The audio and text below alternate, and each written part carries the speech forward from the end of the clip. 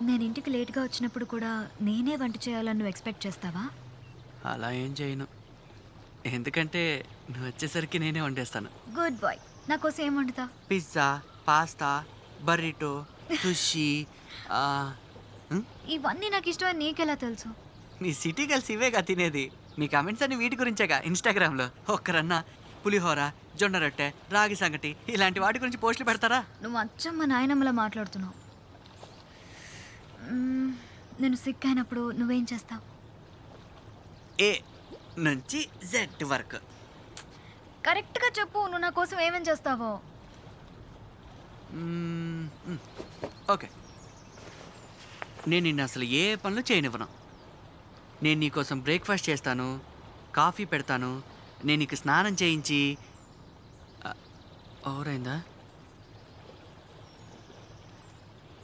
నేనే నీకు స్నానం చేయించి, తల తుడిచి, జడేస్తాను.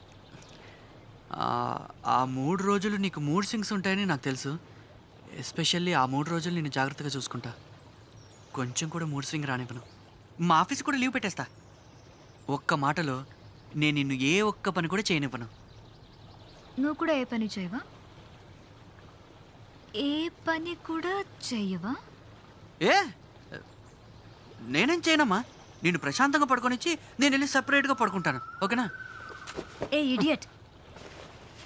ఇన్‌ఫాక్ట్ నాకు ఆ టైంలోనే నువ్వు దగ్గరగా ఉండాలనిపిస్తుంది తెలుసా? నువ్వు నా పక్కనే పడుకోవాలి. గట్టిగా వాటేసుకుని you know you should kiss me, cuddle me, you should hug me and say I love you అంతే.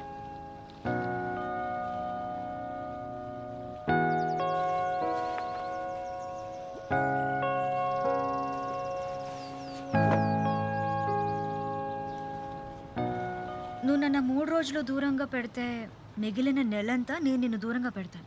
అమ్మో! అలా చేయొచ్చా? నాకది ఊహించుకోవడం కూడా ఇష్టం లేదు.